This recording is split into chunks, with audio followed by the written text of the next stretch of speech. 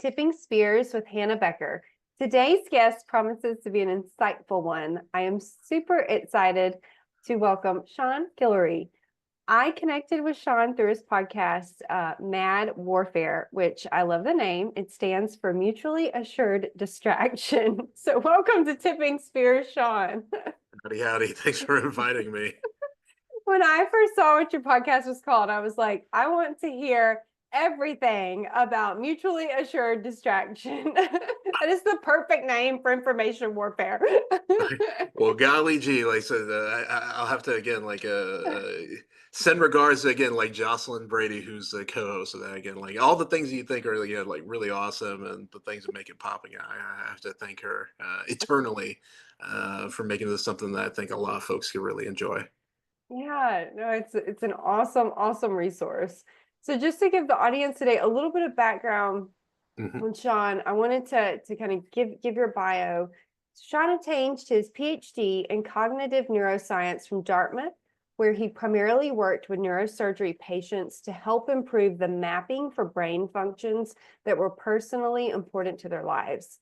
After taking that experience to help build up a startup business incubator aimed at helping humanity, Fruition Tech Labs, and working on data science efforts to help catch online scammers, consumer affairs, he now focuses on issues within defense and national security at the intersection of neurotechnology, human-machine teaming, and information environment.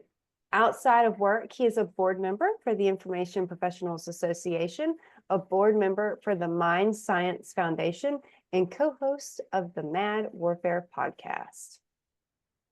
That's So, me. so many achievements, Sean. Oh I gosh, want that the question of the day, the one I really want to ask is, where does your story begin?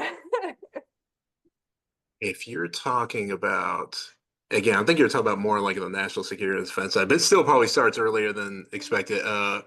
Both my parents did over 20 years Air Force, moved around a lot. So in terms of that benefit, is just the life out, which I do consider it a benefit.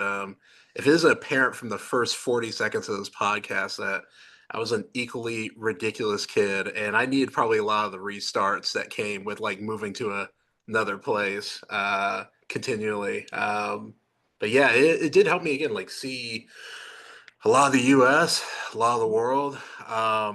See that again, there are these differences, even if it's like you know, why is there like no Whataburger and like wherever I'm living? I was like, what's happening here? Everything's changed. Where's the Chick-fil-A? And just be able to see those kind of differences in the world and seeing again, like frankly, just the lifestyle and the education that was just afforded to me from being this military brat. I knew I wanted to figure out a way to get back in some way. In a lot of ways, like joining the military is ended up being almost like the family business because I had uncles that joined military. My brother again did stuff in terms of Army Reserve for a time, so I was the little weirdo black sheep going like, "I'm gonna go a PhD in neuroscience." But still, I kind of had that on my mind in different ways, and even kind of the first things where I knew I just wanted to use my background to help folks in different ways. That kind of thing with like Fruition Technology Labs and the startup incubation, when I kind of saw, which again, this pure naivety, again, like folks, feel free to laugh out loud, comment, and again, when you're pushing the like button on this podcast, feel free again, just for my further humiliation, like stuff like at Fruition, folks are like, oh yeah, you know stuff around like machine learning and whatnot. I had no idea that machine learning was something that was like applicable, like AI and machine learning was something that like you used outside of science and academia. So that's kind of how naive I was in terms of ways that you can apply the skill set in different sort of ways. But I did want to help folks in different ways. So when I saw that, saw quote unquote what data science is, in a lot of ways, what data science wasn't at the time has gotten a little bit better with these fields of responsible AI and ethical AI. But what I felt was sort of missing was you'd have a good data scientist that would understand um, your data, your methods, Mhm. really understand the question. I'd say a great data scientist will understand that, plus the needs of your customers in terms of like how does solving this question help out with the business need, what maybe their bosses were their biggest concern. But what I rarely saw was data scientists taking that same scrutiny they could do in terms of the problem and their Mhm. customer onto themselves. Like, what could their biases be? What could be things like, am I just using these tools because we already have the scripts for them, or we have the patents for them? I didn't see that same kind of scrutiny at that time. And when I came across the book, The Psychology of Intelligence Analysis by Richard Hoyer, which anybody in terms of intelligence analysis, it's one of the kind of like day one texts that they kind of have to read in that. It's been that way. Um, well, those manuscripts are originally classified manuscripts from the 1970s, but since at least like the late 90s, it's been something that's like been reading. But again, I was catching up with it while I was already in industry. But again, like for folks who don't know that, again, like the psychology of intelligence analysis, it really was using cognitive psychology like 1.0, very beginning, and like Kahneman and Tversky, because again, they were doing their first kind of studies in the 70s and using that to kind of help analysts find and mitigate biases that could be in their report to help their reports be a little bit more objective. But just that aspect of, wow, since the 70s, folks in intelligence kind of industries have been using methodology to kind of like find what their biases are. I just kind of wanted to explore that. And that's kind of the teeny tiny thing that got me down the rabbit hole to first checking out that, then things around cyber, like social engineering, to okay, where else can this combination of neuroscience, psychology, AI, how can it be helpful for national security questions? And I just looked at the calendar not too long ago. I was like, okay, so that's stuff that I've been doing for kind of the past 10 years now of that, helping out folks again, like the Information Professional Association, having a lot of very patient folks hear me out for some of these wacky ideas and still being encouraging in of that until again, like, I've been doing that kind of work. Uh, yeah, like I said, and it's kind of that's where we are now. That was where it began. Then yeah, here, sitting right here for you, this podcast. That's where we are now in the story. I love that. It's so interesting to hear kind of, what sparked your kind of personal mission or your personal quest in this. And then how you applied something that, you really didn't necessarily think data science has a lot to do with national defense right out of the gate, maybe, but then how you saw it all kind of came together.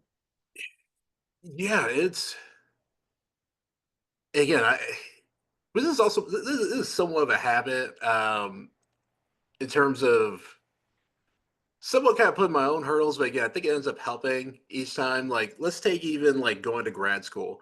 My undergraduate was actually philosophy and linguistics, but I knew I wanted to go to grad school for cognitive neuroscience. So I actually did like a lot of hands-on science, biology, and neuroscience research, even as undergrad in philosophy. And again, with then going from like grad school to industry, and then Mhm. again, like eventually, kind of like these different sort of sectors and whatnot within industry until national security. So I've always kind of been keep doing it to myself in terms of like this outsider to see like, hey, how can I be helpful in different ways and of that. And in some ways, again, it's almost like a homecoming where like, okay, my PhD is in cognitive neuroscience, but it's something where for like the past 6 or so years, I've been really trying to reconnect with folks in academia that kind of come Mhm. from my sort of background. So, if they do have any kind of interest in industry, because how industry was really described at the time, and in terms of when I was a grad student, how they described it, I'm like, sounds like like 1800s, like chimney sweeps and like Chicago, like plumes of smoke. And I was like, okay, that's how they describe industry, Yeah. not something that how again like you can use and utilize your skill set and like how your skill set's helpful. So I've been trying to be more that person, but still it's almost now I'm this outsider more in this national security space going back to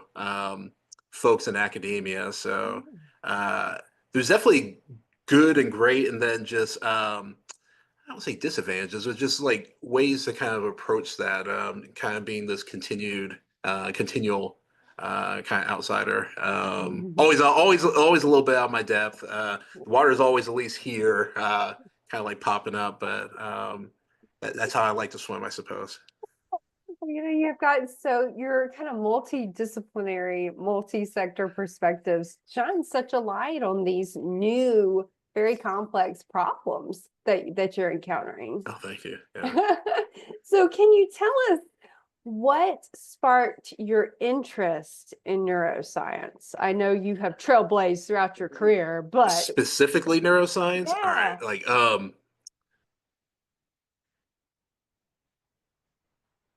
in for my undergraduate, and I would say even the thing, like I got pretty decent school, like Mhm. grades in school. But it was something where how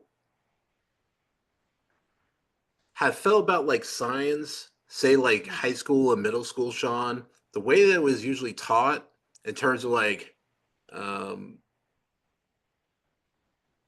here's these things to memorize, or Yes. yeah, I was like, why are you asking me these questions when you kind of already know the answers? And it was taught in a way where I thought that most of science was like, it's like pretty much solved. I'm like, I don't Mhm. have time for again like these kind of like memory things where you kind of already know the answer. But when I kind of came across where, oh wow, a lot of the stuff really isn't solved like at all. That's where I got very much interested. Again, like the thing that really got me interested, I would say in terms of just like academia and kind of like Mhm. concerted study, was the first just the study of humor and laughter. And again, like with philosophy, it was studying it. Um, the fancy term is non-Aristotelian, like Aristotle, non-Aristotelian logic. So very kind of fancy deontic, modal kind of logics and different sort of ways that you could craft jokes. And again, I was thinking about it somewhat in an AI sense in terms of like how you would model that. But it was much more symbolic in terms of symbolic logic. And then with linguistics, I was studying acoustic phonetics, so the acoustics and like how you kind of pronounce things but with laughter. So I was actually doing research and studies of that, but during that time I was like, oh, this is probably something with the brain. I think it is. So that's kind of where I had my aim, where I'm going to go after, like neuroscience and cognitive neuroscience, to study the neuroscience of humor and laughter, which I was able to do just that. In fact, how I got into even the hospital work, working with neurosurgery patients, was something where, um, okay, a little not pop quiz on methodology in terms of that, but all right, if you want to study laughter, just like when you're laughing, how we're laughing here and there, like our heads are moving. But that presents a lot of problems. Like that big MRI machine that you kind of put Oh, people in, you can't move your head like at oh, all, at okay. all. Yep. So you can't do that. So because you'll get ghosting up the wazoo. That's what they call again, like this, really kind of befuddled picture. And even with the scalp electrodes, scalp EEG, Mhm. um, even kind of like blinks and like chewing, those are at least a scale above what you can record in the brain. So you have to remain pretty not moving, even with a scalp EEG as well. Now, when you have the electrodes right on and in the brain, folks like epilepsy patients are having full blown seizures and the signal is clear as a bell. So I'm like, okay, if one were to study like the neuroscience of laughter, at least, you're gonna to have something kind of like an intracranial sort of method where the electrodes are on in the brain. Mhm. So originally, when I reached out to the hospital, again, shout out to Dartmouth Hitchcock, um, it was to study, uh, in terms of a basic science sense, humor. I met this wonderful, brand new at the time behavioral neurologist, Chris Bujarski. He was like, there's a lot of things in terms of like social psychology and emotional Mhm. psychology that you want to study kind of with these patients that just hasn't been done with kind of intracranial methods usually. And uh, the rest was history in that very pioneering effort. But while doing these kind of basic science studies, and which are always voluntary, Mhm. and I've been fortunate enough throughout my career, probably a little over 200 neurosurgery patients, and maybe three were like, I don't want to do your silly studies. And that always kind of Wow. touched me. And I was like, I asked him here and there, like, like, why'd you volunteer? And again, the answers were because I know the kind of work that you're doing right here will help the next person that was in the Mhm, seat. mhm, And hearing things like that and knowing that, again, these kind of things that we're doing, including that mapping, is preserving things that are personally important for these folks' quality of life. mhm, And that's the stakes. And that really kind of turned, even though I was able to do some pretty cool stuff around humor and laughter, but I knew I was like, okay, I want to use all the things in my skill set to help these neurosurgery patients, so to really help the folks that are going to be next in that bed or next on the table. So that was what really working with those patients, even again, originally it was for a basic science question, mhm, the kind of question that again, like really powered me to be interested in academia and science to begin with, but knowing that it's not enough just to publish interesting things in mhm, journals and talk about it, like lectures and whatnot. But I want these things out there where we're having new methods and protocols that would be mhm. immediately helping patients. And then I kind of saw like, oh, other sort of ways to use a skill set to help people. And now helping out with national security issues with that skill set. It's fascinating to hear your journey. Gosh. So, was there a particular event or person that served as a catalyst, for your career, maybe even, kind of making that leap into national security work? Oh, with national security? Okay. Because I feel now looking back again, just like I feel very lucky and fortunate to have met some of these certain people at these certain times. Again, I Yeah, was mentioning Dr. Christoph yeah. Bujarski. I think I would have very different experience in terms of neuroscience and thinking Mhm, about ways to help folks if I had met him. Again, even with First and Technology Labs, that's somebody, Wes OKK. This is somebody that went to the same church as my little brother at the time. And again, I was very fortunate to be able to see like, oh, there are things outside of academia and mhm, ways you can apply it. And then mhm, with national security, it was a couple of different folks that I think kind of really gave me the time of day. Um, there's folks like, I'm trying to think about folks that like we shouted out. Again, like Greg Cease, if you're listening, which he was one of the few kind of folks in terms of psychological operations that actually had a PhD, PsyD, like a doctorate in psychology. He was very encouraging at the very beginning for me. Um, there's folks like Andrew Bringell, who at the time he was in some sort of leadership position at FBI mhm, behavioral science unit. Last thing I heard, I think he was a judge in upstate New York, so he's doing some excellent things up there. Um, this guy Spencer Gilbert, who has always done stuff in like venture capital and things like that, but the kind of things we've done that have been more on the economic warfare, financial mhm, warfare sort of things, but just really encouraging overall. And like, and then even in terms of like closer kind of like nowadays sort of things, folks like Dr. Charles Johnson Bay, who's a doctor in electrical engineering, but helped me stuff in terms of like career advice and mhm, introduced me to folks in terms of like National Science Foundation, even the kind of things that we're doing now, and really encouraged me um, to not just day job work, but there's other mhm. sort of things where I guess could use my help. So I've been very fortunate to meet these folks at the right where I wasn't looking for them, but I try also my best to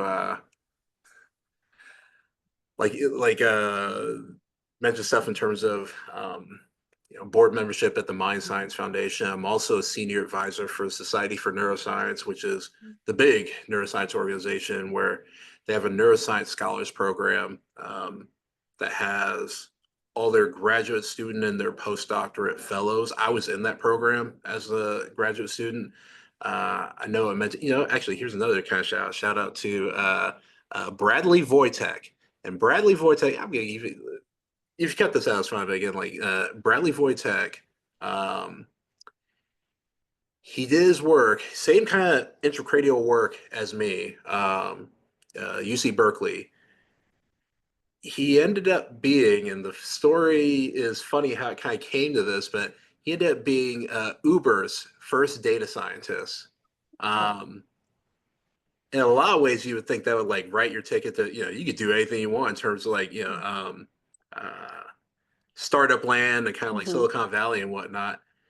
The ultimate choice he decided, he went back to academia. Worked out great. Again, now he's a full professor at UC San Diego. And on top of the neuroscience work, he also helped found their department of data science that they have there at UC San Diego.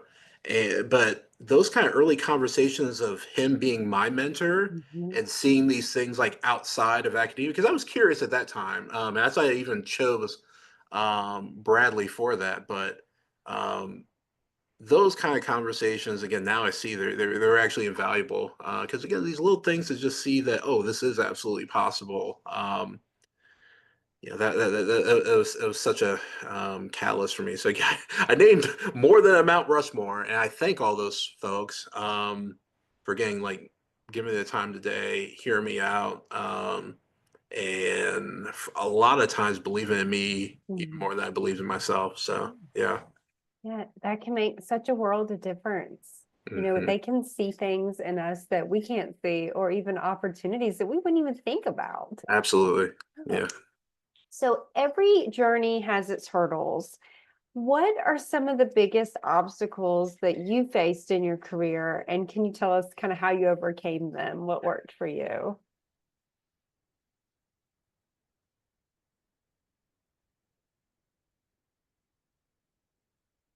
Sure. And this will actually go into the creation of Mad Warfare podcast and why the heck I even kind of just, originally thought about it. Um,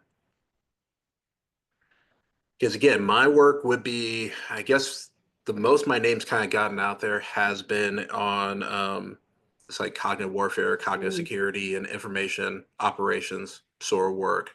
Um, and by golly, again, like flashing back to 2022 and 2023, I felt like a man about town. I was getting invited to all these different talks, publishing again like great places like Cipher Brief, and there was a lot of interest from. I'll keep the customers and the kind of possibilities out there, but Right. high up, different kind of Hmm. agencies and things around that.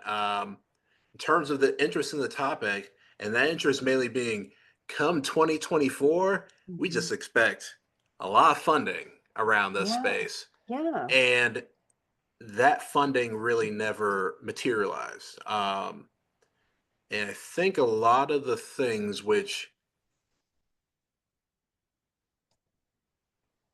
I can't escape at least mentioning this part, when you're doing a lot of stuff with information and whatnot, um, a lot of that work, and I'd argue maybe all of that work, if you're talking about information and getting it out there, is inherently political. Hmm. Just the topic Hmm. is inherently political.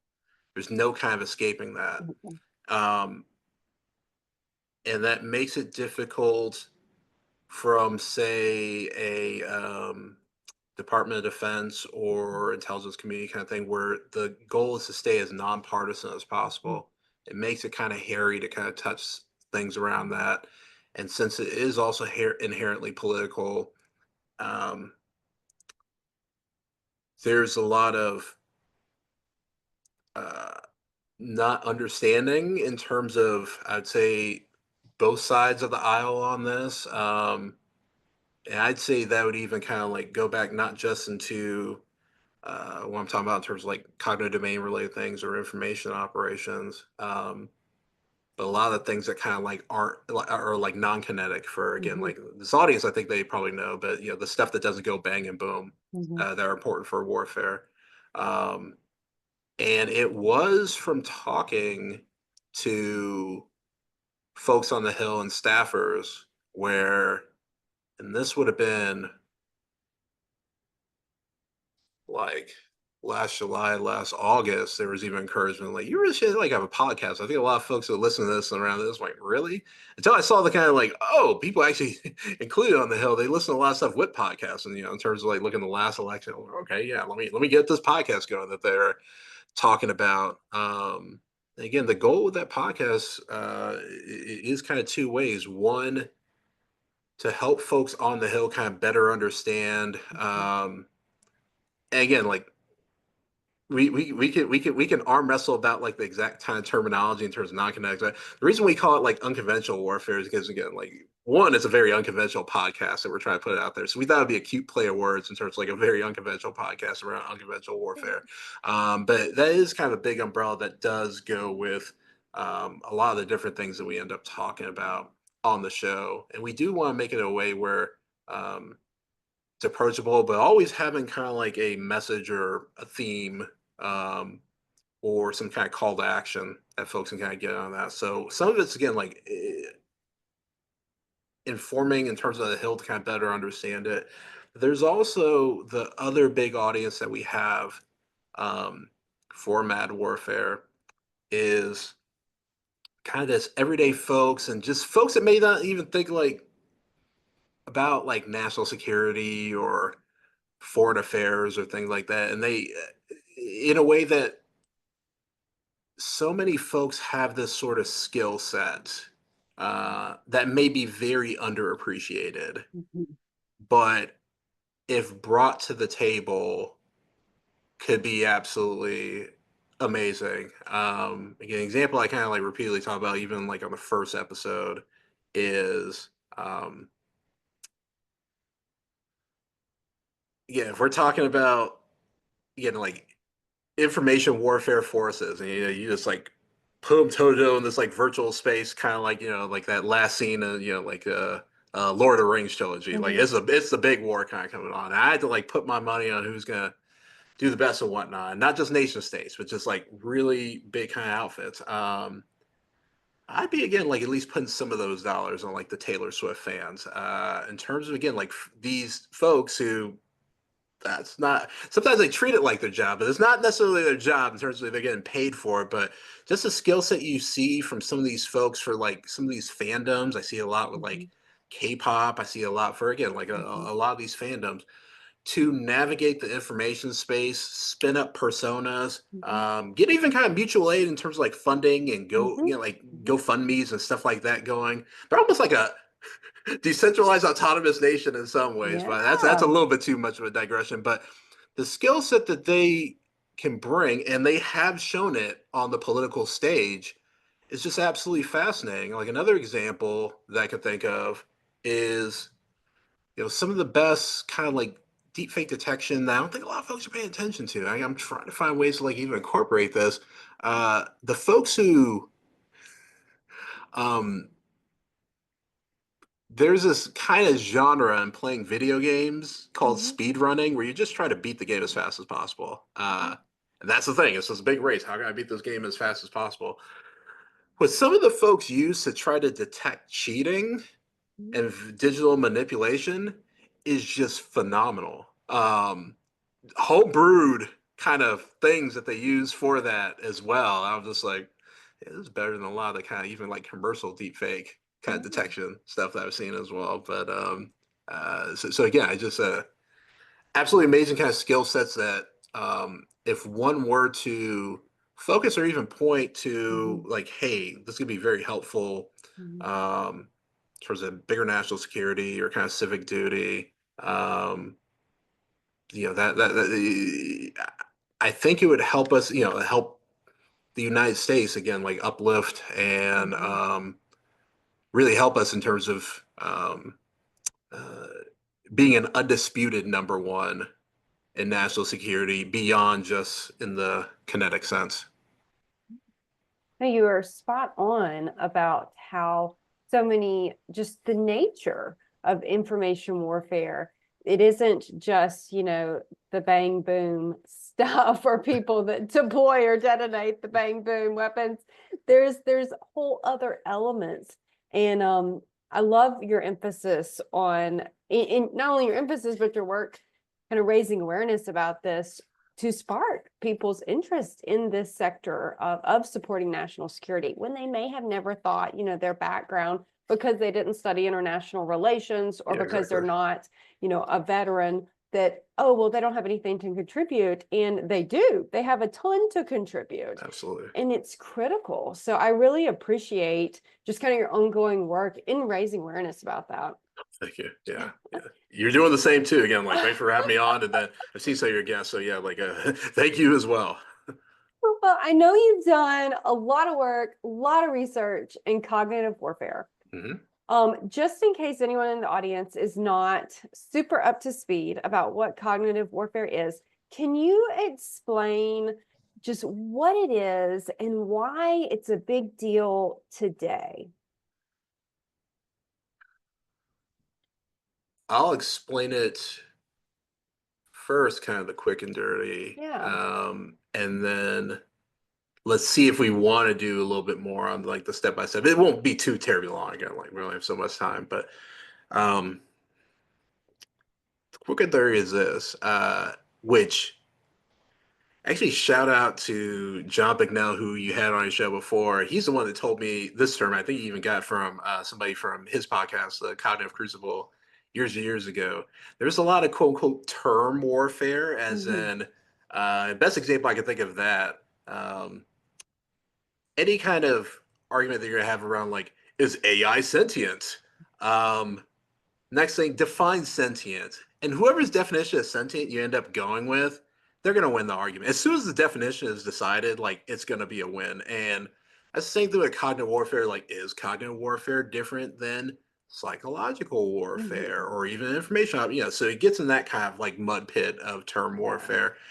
And hand on my heart, if you just had it word by word, the difference between psychological warfare and cognitive warfare, as in like you just list out the differences, I don't know if you're going to find too much of a difference. But here's the kind of difference.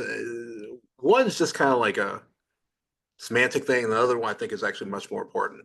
The semantic thing is, I think a lot of times when people think of psychology, who's the most famous psychologist? And you know, if you were to ask people on the street, they're probably going to say Freud. And you're like, okay, we're kind of way past Freud, and just to help folks kind of move past Freud, they're using stuff in terms of like the latest and greatest, which would be cognitive. That's the less helpful one. The more helpful one is this: when people talk about psychological warfare, and like even in terms of like past um, wars or whatnot, psychological warfare is something that's happening on the battlefield. And guess what? When you leave that battlefield, when you leave theater, you're not getting psychological warfare anymore. At least usually how it's kind of defined. Cognitive warfare, I actually do think is helpful that it's happening everywhere all the time, and there's almost no off the battlefield Hmm.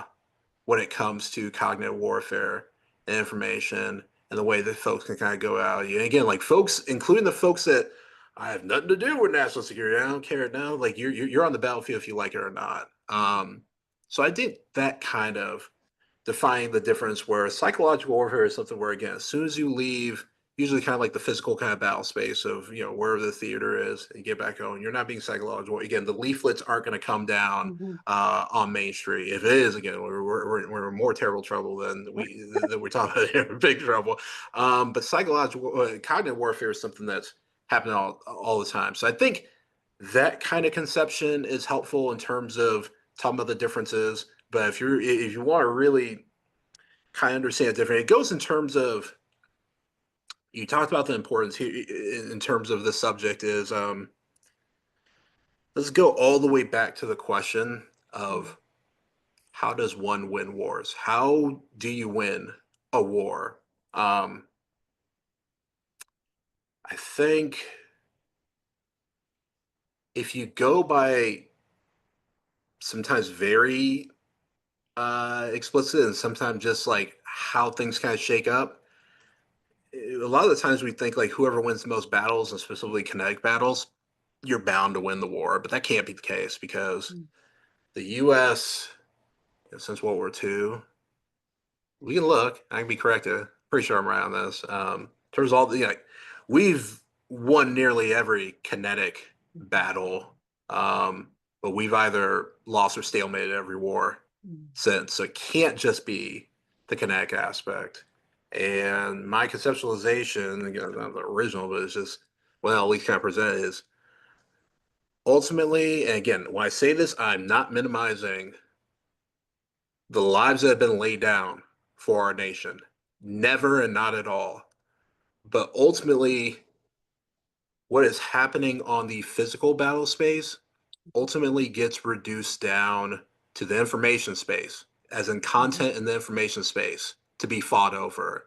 Every sort of picture, every sort of TikTok, every sort of message or opinion, that is all getting fought in the information space. And how we decide as a nation what ends up being obvious, like this is obviously what happened.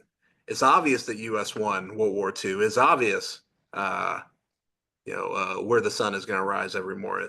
That kind of shared cognitive space that has manners, that has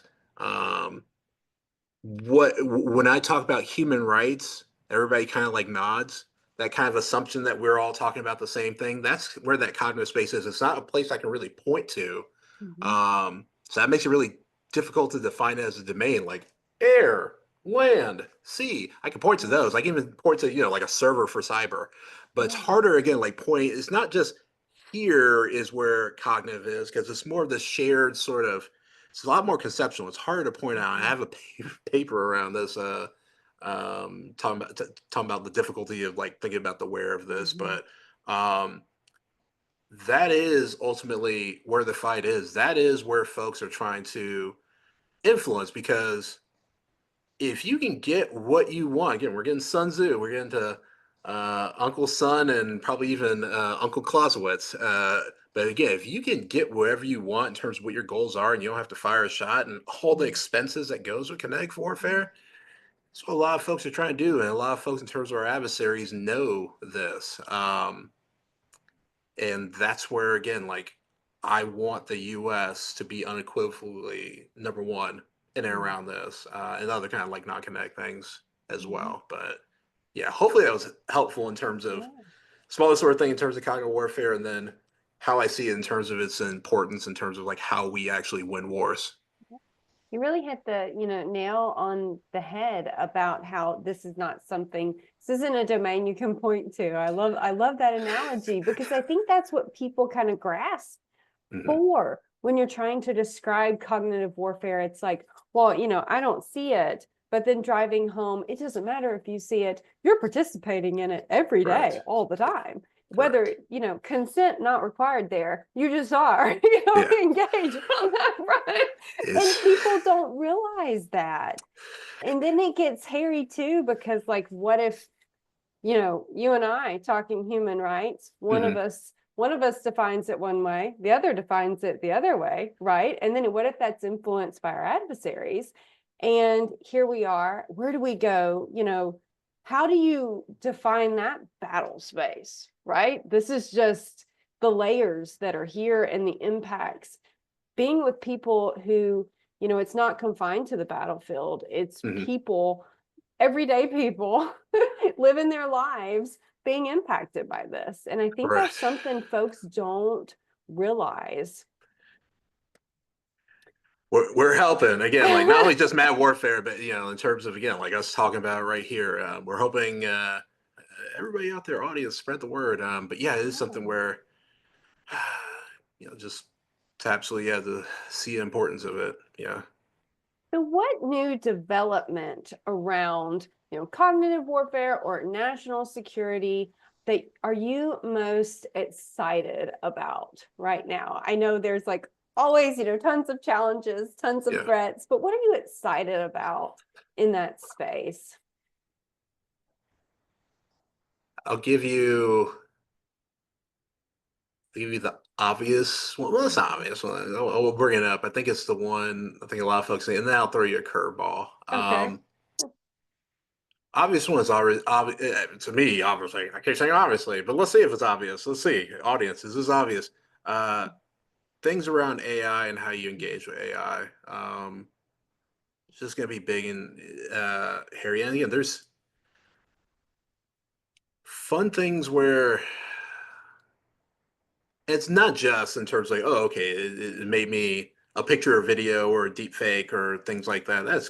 That's cool. But I guess my mind also goes in terms of, how to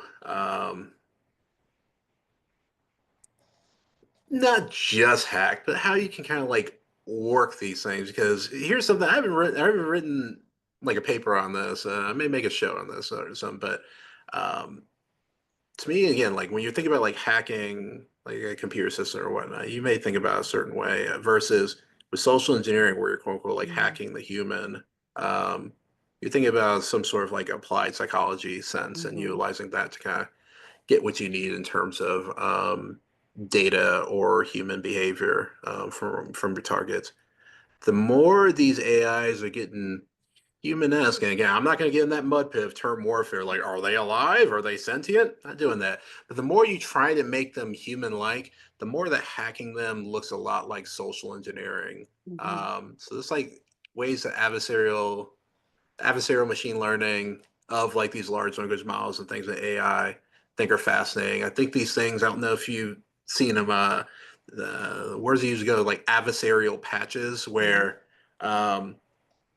you can have these things and like put around if you have it like in front of you, which they look like almost like these tie-dye things, at least a lot of them that you see, you have it in front of you and like the computer vision system, one is probably going to like focus on that and they're going to misclassify whoever it is. So if you didn't really want to be seen, you could have like one of those like COVID masks on to have that. And they're like, okay, I'll probably like read it as something else. So there's things around like how to mess with these systems mhm, in a little bit more adversarial way. I've seen some cute things on folks who don't want either their original artwork or even like their pictures online to put these kind of like AI masking filters, where again, to the human eye, it looks exactly the same. But if AI were to try to take it, they're going to interpret the picture as something totally different. So ways to mess with it, and then fun ways that spoiler to kind of like a future episode I'm gonna have on it, but um, like when folks really kind of because there's a lot of fear like oh the AI is gonna take over, it's gonna like get everything on me. Nothing you can do. There's a lot of things where um, if you understand these algorithms, you can kind of get like fun things. So I'll give one example, and this shout out to Swapnil Mehta, who we'll probably be recording him later on. But I remember us just talking about this, where he says one fun thing that he likes to do is when it comes to stuff like Uber Eats mhm, or kind of like Grubhub and those kind of apps. Yeah, the number one thing that they're going to look to track is obviously if you went through with the purchase. What do you think the second most important thing is that they track on the app to try to it's how much stuff that you actually have in your like shopping cart, your little basket thing.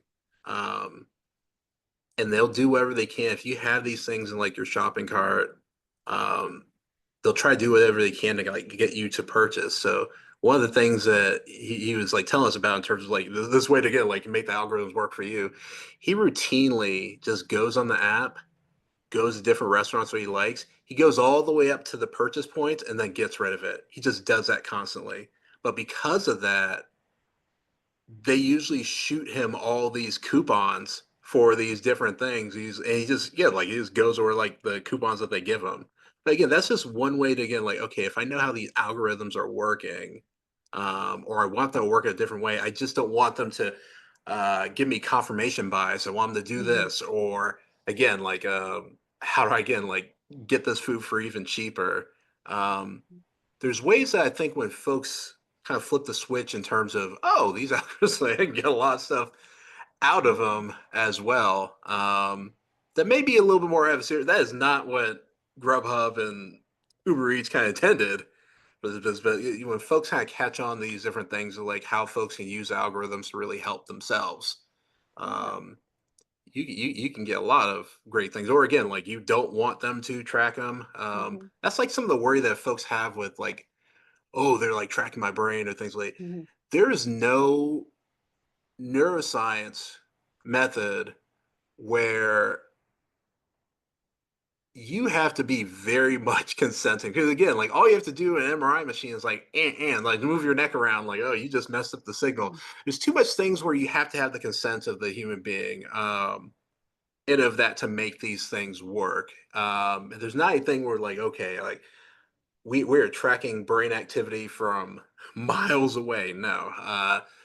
So a lot of these things are kind of like of consent as Mhm, well, and the more folks kind of know about like what's out there and what can actually be done, be it in neuroscience or again with these algorithms, I guess kind of interesting. But that was all the long, like I think the obvious answer people are looking for. The weird thing I'll be a lot quicker on that just excites me. We had an episode; it was the fourth episode of our podcast, but I just think there's so much potential in, they're called brain organoids, or if you want to be fancy, again, like organoid intelligence. What the heck is that? We're not at the point where you can get a whole bunch of neurons, so those are like the brain cells, pack them on a little petri dish. Nothing huge, so it doesn't look like a little brain like on this petri dish. So it's not that mhm, terrifying yet. You get a couple of these neurons, you can train them in the petri dish for whatever sort of things. You can have them like do actual tasks. So they have them where it's like piloting these little like crab things. They don't really have direction, but like these little crab, like automatons. Or the coolest thing that people probably, that you can look it up and find is they have these like brain organoids like playing Pong. Uh, but when we get to like that kind of level of biocomputing, that is, and when there's finally a task where that kind of biocomputing, these brain organoids, would be able to do things that silicon based AI can't do, I think we're going to be in a really, really interesting spot. Even if it's purely, tensions are heating up around like rare earth minerals and how we're going mhm, to get them in different ways. And I hope again, like the future connect conflicts, that's not going to be like mhm, the defining thing in terms of us mhm, getting access to these rare earth minerals that help us out with computer chips and GPUs. But in that way, where if we got to some things in terms of biocomputing, at least one advantage is, because again, you can even get from like your skin cells and then get that in a way where they're the stem cells that you can eventually turn to neurons. Like every human being ends up being a walking supply chain uh, for this kind of biocomputing. You wouldn't have to worry about again like these rare earth minerals in the same way. But there hasn't been anything where it's like, wow, these little you know brains in the vat, the little brains in the mhm, petri dish, they do so much better um, than these silicon based AI. mhm, When that happens, wherever that kind of that would be a big turning point, but mhm, that hasn't been demonstrated yet. But that is exciting because if we are talking about cognitive warfare and putting that in their brain again, if you can imagine these, like our drones or whatnot, again, like the kind of thing I kind of described, which we're not even close to there yet, but. Uh, Folks out there who've trained drones and these kind of autonomous systems, they would know how much of a pain in the butt it is. It is a pain in the butt to train these things. But if there is a way where it could be any animal, I'm just going to use a mhm, dog, but you could put a bunch of dog brain mhm, organoids in like a drone or kind of system, and you can train it the same way that canine units train their animals, that would be a game changer, an absolute game changer in terms of being able to train it and whatnot.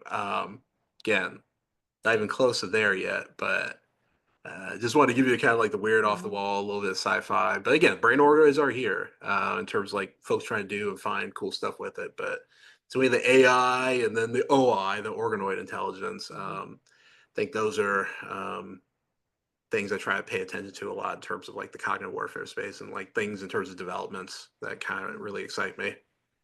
That's so cool. I have a new topic to read about now. Thank you, Organoid Sean. This intelligence, is so AI. interesting. I know. This would be great for my May reading list. Anytime. Awesome. So what are some kind of your top concerns about national security? What do you worry about? What keeps you up at night related to national security? as far as kind of what's on your radar?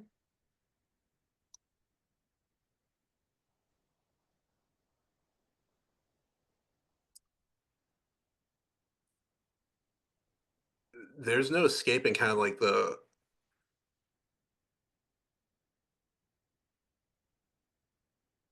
let me get this message out where it's still very bipartisan, but it's still like I want to be honest, the kind of things that like keep me up at night. Try to worry. Um, our partisanship,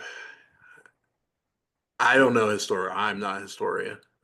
Sure, again, like maybe literal civil war again, like there was like a worseness to it, but it's so strong that, and there's a feltness that um where folks want like someone to fight for them, so much so that they are cheering on adversaries to do it. Like I've never seen so many folks like cheering on Chinese information operations because they're going after again like the present administration because they feel so um, not helped by the oppositional party. Um, I that's scary in terms of the information sense. And I really, again, people who do want folks to fight and fight the other side, and they don't see it's enough, and then again, they're cheering on adversaries to be their hero. Mhm. Um, that's most terrifying. I'll leave it at that in terms of information sense. I hope it never gets to the kinetic sense. So I'll leave it at that. That is a very valid concern. I think kind of well, our generation, I remember, 9/11 was the big, the big event, right? The big kind of life defining, and the impacts and the differences. I just remember it was the opposite of the partisanship, the polarization that we feel now, right? It was so much Correct. more. We are all coming Yeah, together at the time. Yeah. yeah. And just kind of as you were speaking there, it's just, it is really bone chilling to think, kind of Americans cheering on our adversaries. This is just a few decades after 9/11. Hmm. And folks engaged on the national security front who, have experienced firsthand or loved people who experienced firsthand, the lives lost with kinetic warfare and kind of Hmm. understanding what our nation has done and continues to do to defend, democracy and defend freedoms. And this just, yeah, it's just, that's a great point, Sean. I think it's something that people are feeling and they're not aware of it, that it's out there per se, or they're not aware, didn't have words for that. So thank you for kind of No beautifully problem. describing that, because I think it is a huge threat that is just not talked about. Yeah, because I do not want that to happen or to like Yeah, further from that. So yeah, yeah, that's a big one in terms of probably the yeah, easiest way I can put it out there. Yeah. yeah. So how has technology reshaped the way that we, approach national security? What have you seen? I know you've been engaged in this space for a while, coming at it from all kinds of different angles and sectors, but do you think that's kind of reshaped how we approach national security? We're not dealing with the pamphlets being dropped, That's I love yeah, that. That's a great, great yeah. analogy. Historical reference, I should say. It was a great. Yeah, it's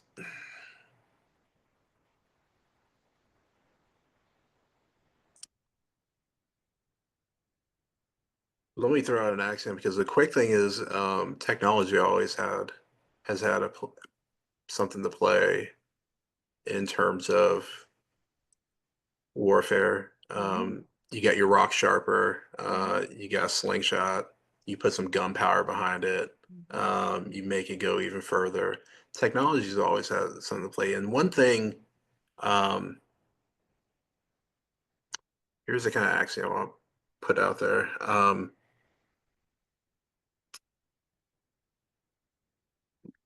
Like it or not, scientists, one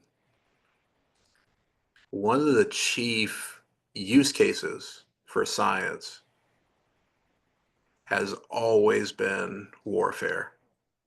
Always, always, always. Not only just in terms of, like inventing the internet, like, ARPANET or things like GPS or, these things like it's always been, excuse me, it's always been a chief use case in terms of, and a catalyst for science. And maybe frightening, but again, like government funding of these sort of things, it shouldn't be as surprising. So a lot of these things, easily one thing you could just do to kind of like help out like how it's going to apply, like any kind of science or whatnot that you can think of it, just always, they're always dual use, even if folks don't necessarily see their dual use in some ways. Some folks are, and those are for those who figure out first, like goes the spoils. Um, but one of science's chief use cases to me has always been national security and defense and warfare. Again, it's not just the bang and the boom. Again, we're talking about communication. We're talking about economics, but and again, like with that,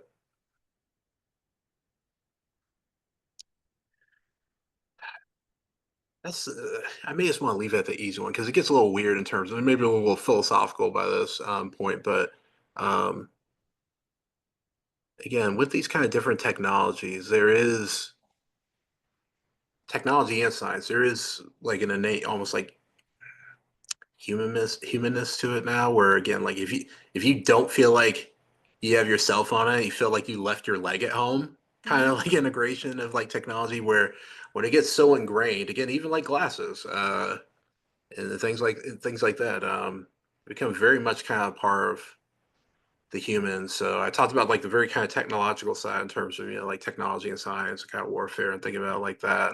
Um, but ultimately, when you're thinking about science, where you're thinking about hypothesis, where you're thinking about your theory, where you're thinking about how to explain these for grants or whatnot, science is ultimately like a storytelling and narrative. And it kind of doesn't get more human than that when you're kind of like, which we talk about this on the show all the time. And again, I got to thank Jocelyn Brady in terms of the co-host for really pointing out because she's a narrative strategist by training and profession. Where again, like that importance of story to all um, these different things, including science, and be able to explain um, the science or the results to anybody, or being able to think about kind of dual use potential, and seeing that science isn't this objective thing that kind of like sits away from like human kind of understanding. Science is, I think some folks, I think they see it now in terms of like with like NIH and NSF, National Institute of Health, National Science Foundation in terms of funding it now. But I remember even seeing some of these arguments or people thinking that like uh, like science is ultimately apolitical. I think they kind of see again like nothing's kind of apolitical. Again, I don't say that in terms of like supporting one side or the other. It's just again part of the political body and international connection. Again, folks like it or not, it is inherently political. But again, that also goes into narrative story. That also gets into again like the kind of things or whatnot that we can serve humanity, like keep us alive, including like all the medicines and whatnot that some folks can't do without. Yeah, it's a weird thing right there. I don't think I put like the big two puzzle pieces in terms of this technology piece and how things are kind of like dual use and whatnot, and this kind of like science as a story and whatnot. So I haven't even kind of like put the yin and the yang together. So again, like if folks in the audience can figure it out, go get that Pulitzer Prize without me. I love that.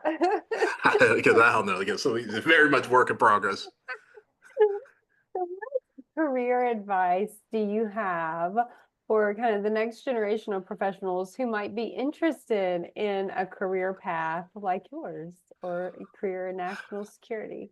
That's an excellent question. Um, I hope to give like an unequivocal answer in like a year from now. So what the heck am I trying to do in the meantime? One effort, which again, like, actually, let me give a shout out to Dr. Frederick Gregory. One of the things I know that he did with he's a higher kind of position even than me at the Society for Neuroscience. He put in for a curriculum and kind of like a what would they call it, like a work group Mhm. around neuroscience and national security. Because again, a lot of folks do ask, like, how do you get? I can tell them the story. I think there was a lot of luck, lot good rolls of the dice. Kind of I gotta get there, but I would love if there was a graduate program that I could just point people like, boom, Mhm. like there you Mhm. go. Here's how you can do it.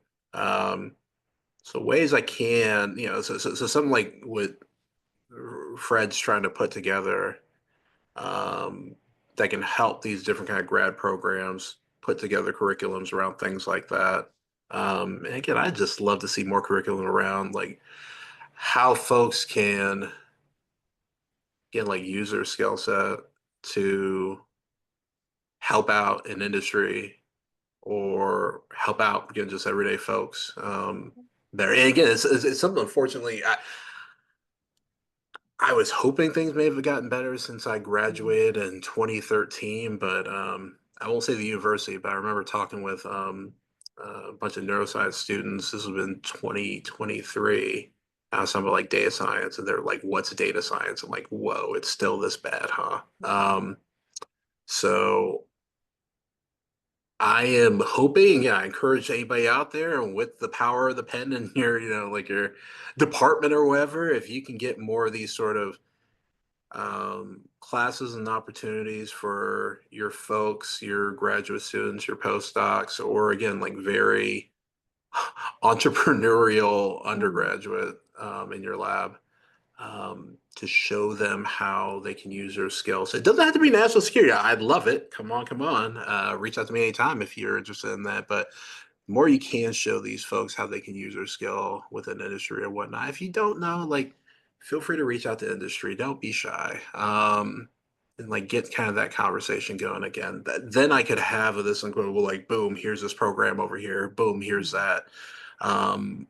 But right now, again, it's very like okay, like where you are right now. Okay, this is maybe the next move. Versus, I wish there was a yellow brick road Mhm. in terms of a program to point folks Mhm. to, and we're trying to get something like that going.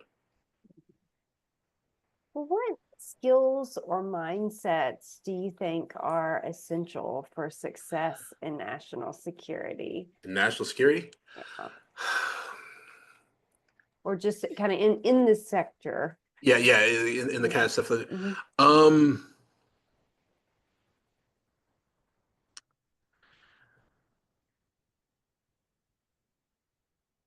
I think there has to be a comfort in um, sometimes after all the analysis, all the data gathering, all the intel, all the things, you're gonna only have like 30% of the picture, but you're still gonna have to like press for a decision or how you would go about it in terms of an answer. So being that having that kind of comfort with uncertainty, but still moving forward. If you're gonna wait until like, no, no, I need like an 80% confidence level, or you're gonna be standing there, you're gonna get like hurt Yeah. standing there. Um, so I think some of that has to. I think that's going to be one of the bigger ones, and then just the continual something new, even in the AI space. Again, like if you're like it's week to week, sometimes even day to day, some of these kind of advances. Usually it makes stuff easier, so that's usually the good news. Making more one button, maybe make it a little faster, maybe open source. So it usually is making it better, but keeping up to date with which whatever kind of field or whatnot, I'd say that's a big one. Then if we're talking like folks in academia, um,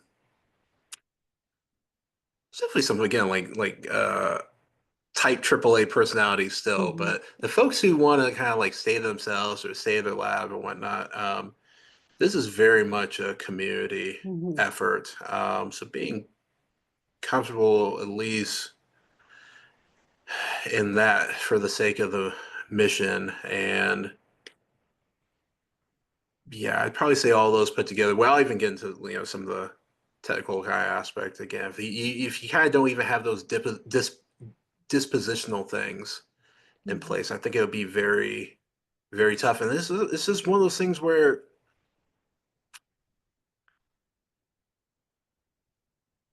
just knowing that like lives are on the line, which again I learned early from the neurosurgery work. I know again if this mapping or if we're not doing our best effort, and they lose function or they Mhm. lose something that again like they forget loved ones or whatever, that's tragic. So I was fortunate to kind of get those kind of stakes early, but sometimes those kind of level of stakes and why are we even doing these studies and the impact aren't necessarily something that's even like top 10 of mind for folks in academia. And that has to be top of mind where, but again, still being comfortable, again, like only 30% knowing and moving forward, but still knowing that lives are on the line. So again, I kind of point out more of the dispositional things because I think a lot of folks in terms of that come from, like at least my degreed skill set and focusing Mhm. on, they have this they have the technical skills or the Mhm. ways to like how to form the problem and they may not even know it, but some of those dispositional things are absolutely needed and I'd say hard to teach and even Mhm. the experience very uncomfortable experience in terms of trying to learn it. Mhm. But yeah, things I kind of wanted to point out there just in case there are folks that are curious. Yeah. Mhm. So are there any resources, so books, organizations, courses, that you found particularly useful in your career journey or that you use, kind of for continuing education or collaboration? Again, I've said tons of time in terms of the I still think the psychology of intelligence analysis has a lot to give, even if it's just like that kind of perspective switch. At least folks coming from like psychology and neuroscience, how your skill set can be used towards like national security. You kind of didn't even know it. Let me see. I got some books.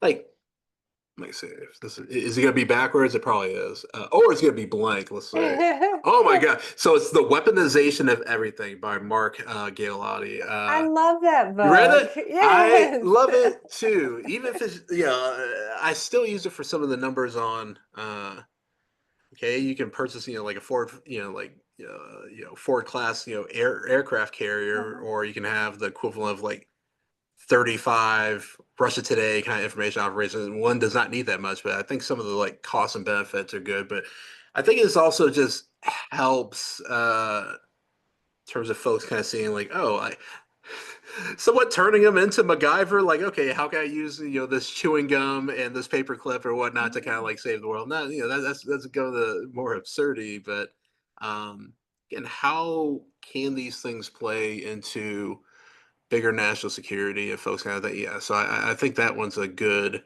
um, kind of helpful one as well.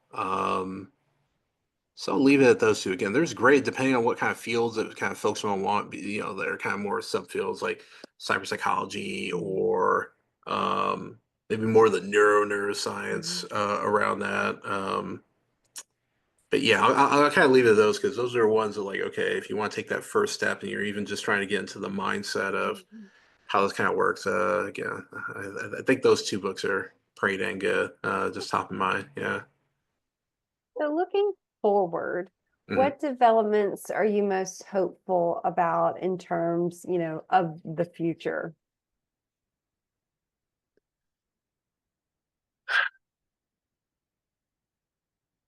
Yeah, shout out again to Mad Warfare. Again, I think there's future and whatnot that we're trying to do with that platform in terms of, again, like both folks on the Hill and kind of everyday folks. Um, there are, I mean, actually, he'll think this is funny. Shout out to Sean Chenoweth, who he's been like the information operations field for a while, but he just got tapped to be in the National Security Council for cognitive advantage and information advantage. If you have someone like Sean Chenoweth in that kind of position, um, again, it's showing me, again, I think it's a really bright spot in this administration when it comes to like national security related things. So I was very excited to see Sean getting put in that kind of position. I know he's just going to absolutely knock it out the park. So again, shout out to Sean Chenoweth um, in and of that. Um, but some of these, I may leave it at that because again, like some of the things are um, almost reaction to some of these news and some of the political things. Like uh, I told like my mom and my wife like here's some of the things we were doing to try and like help get more skiffs at schools for again like folks who don't know again like SCIF, so skiffs like a secure compartmentalized information facility where you can do like classified work. I've been telling them that years. They just went one year out the other. But then you have stuff like uh, because of stuff like the signal messaging kind of Mhm. thing. Like now they know what that is. I was like, okay, interesting. So from things that are kind of happening, like there's been I think more education on some of these things in terms of national security. I think folks are caring about it, no matter what side of their aisle. I think they're caring about it a lot more, which is interesting because I think with this past election, it wasn't even like a top 10 Mm-mm. issue, Mm-mm. stuff like economics. Well, it wasn't brought up, but from kind of like current events and whatnot, folks are talking about a lot more. So I hear more folks, again, even, again, my mom was military, so, like I said, there was a background on that, but folks who weren't thinking about these things before, at least discussing it. Where that leads, and hopefully, again, like folks on the Hill kind of taking even, these more things in like national security and again, some of the non-kinetic aspects a lot more seriously on both sides because again, it has to be a buyer. National security is a bipartisan effort, if you like it or not. Like if it's one side or the other, it's not it's just not gonna work again. It's Mhm. just yeah, so that's one thing I gotta say out loud. But the kind of chatter that I've seen where folks are kind of treating it more as a top five issue. Again, like I think from those conversations and development again, hopefully will lead to more um, informed understandings Mhm. on like what to do if we're talking about like the future in Mhm. the space. So yeah. Yeah, that's is so encouraging, Sean. I feel like um, the general public's awareness of this even being a thing was Yeah, so exactly. It so was low. it was not even there. Yeah. So that is so encouraging to see folks, at least be paying attention to it, maybe digging Mhm. in and seeing like how things work. Like, what is this new aspect of, the information age? Like, how does communications impact us? Like, I'm hoping the, increased awareness will spark increased engagement so I we hope so too. can really work together and, support our nation and protect our nation. Absolutely. Because you're so right, this national security has to be and is bipartisan. There is no other way it is going to work. Yeah, So not at all. so do you have any final words of advice for the audience today?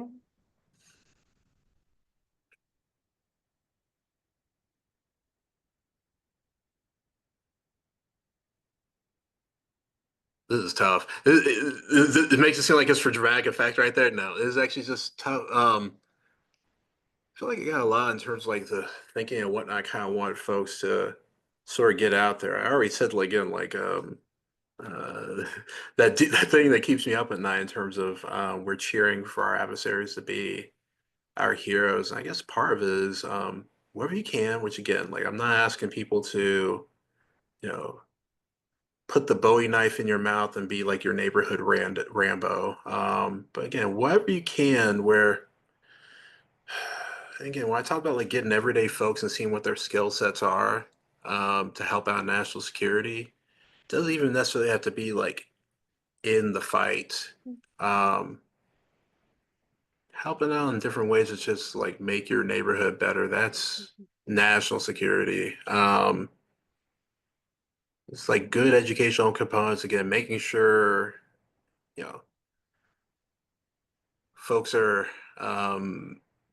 fed and things in terms of uh, medical care, anything you can give on that. That's part of national security. Sometimes people kind of slaughter under civics, and a lot of folks also say like, yeah, we need to kind of like come back in terms of civic kind of duty as well. And again, so any way that folks can feel like they can be helpful, you're probably doing something again like to help out with our national security without even knowing. I hope again, like conversations like this can help to show folks so they do know that. Um, but again, like just find the little ways. Again, it doesn't have to be um, with a gun or like a mean tweet or anything like that. There's plenty of ways to get about national security. You may not even know it. Yeah, so just Those do are what you can. very, very encouraging. That's a beautiful words of wisdom to kind So of wrap this that's topic on. yeah.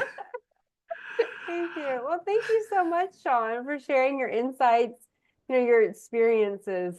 Your contributions to our nation have impacted so many, and I know your story will encourage many others to do to look about, what they can do to support our nation. Thanks for having me. Appreciate it.